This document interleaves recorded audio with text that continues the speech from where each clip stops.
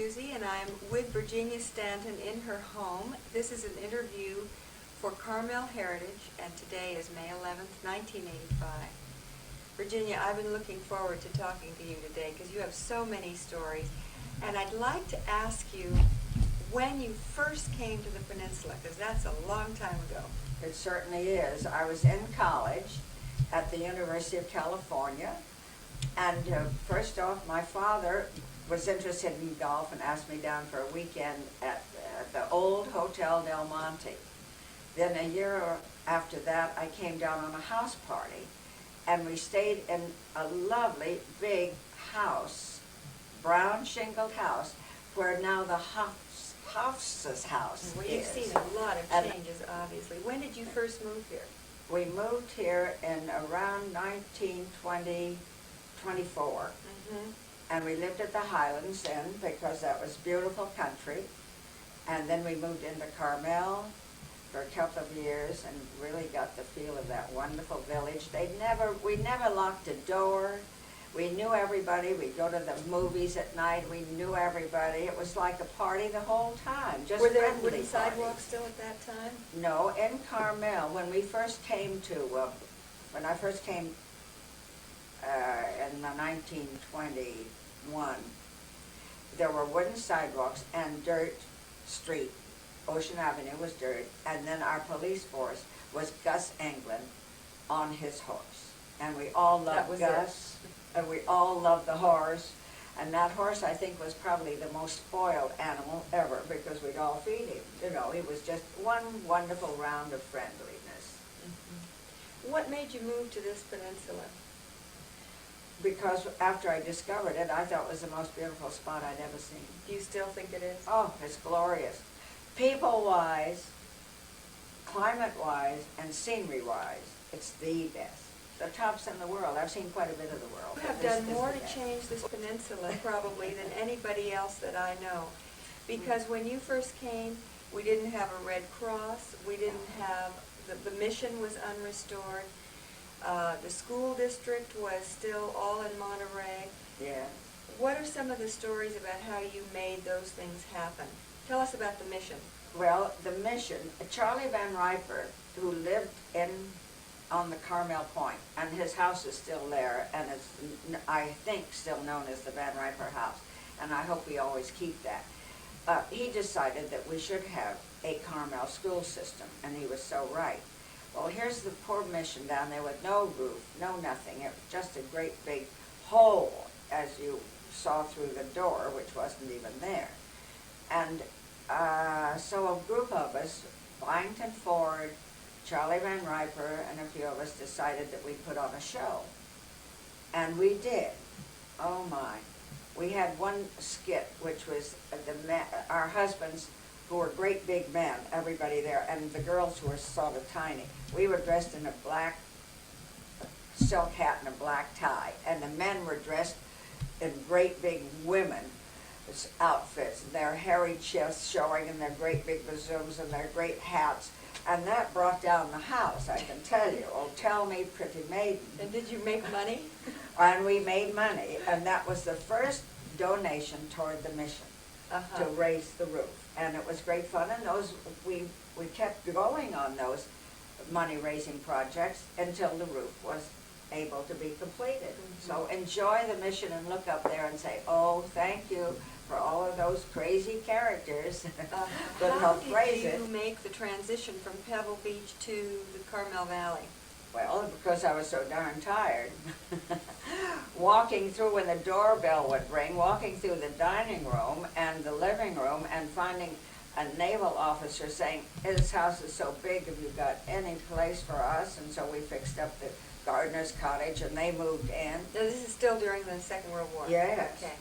And so there I was. We had moved into the nurse's room and closed the entire house and eaten our meals in the servants' room.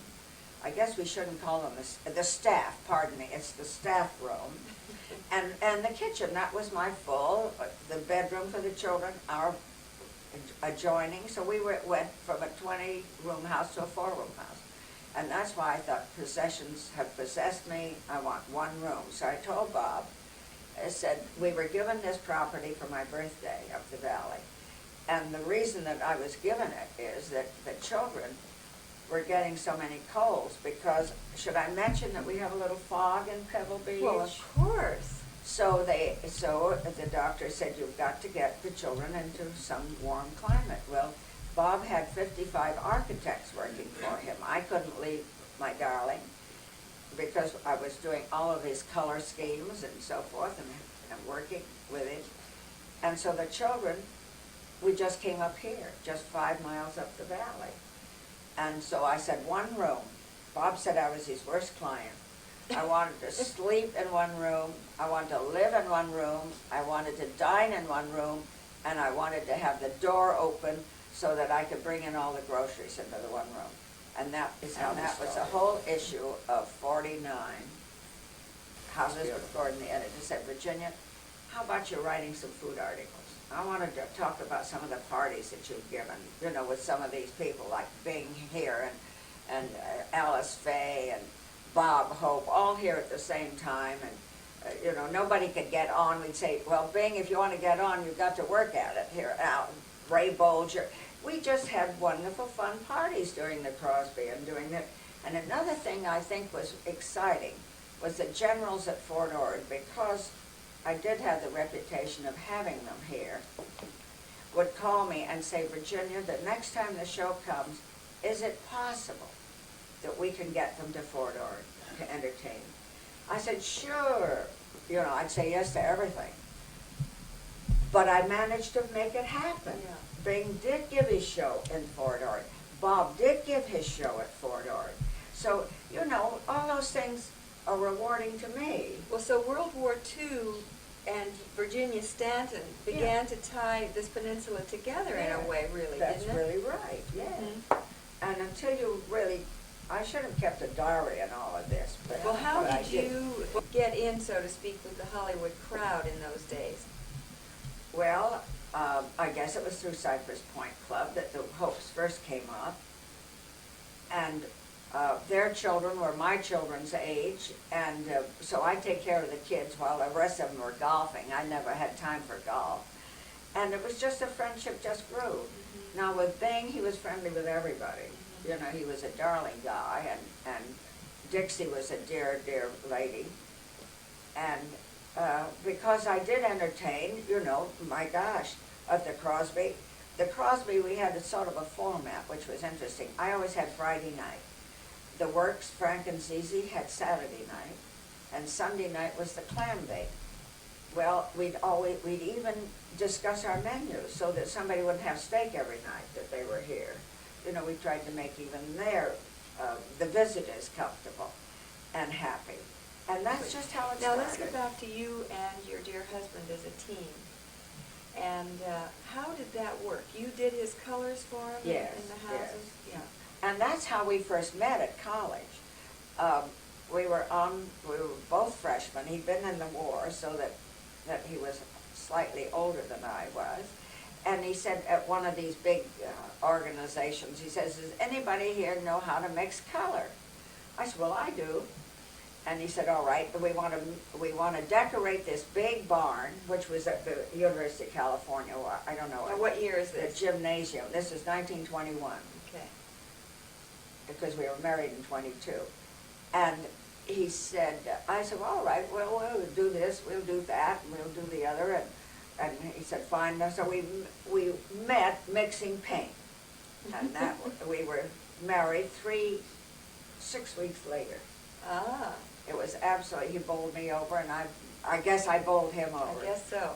And we were so terrifically happy. Well, you worked together on everything, didn't you? We worked together on everything. Now, He helped me with the cookery, because his mother was a great chef, and he loved good food. He married somebody that didn't know anything about food, so he helped me cooking, and he was a wonderful chef, and I helped him with his architecture, because I was evidently artistically inclined. Evidently. That's Evidently. an understatement. And when we go to Europe, of course, Bob would have to see all the old buildings, and I'd have to go to the museums because in my major was art in college.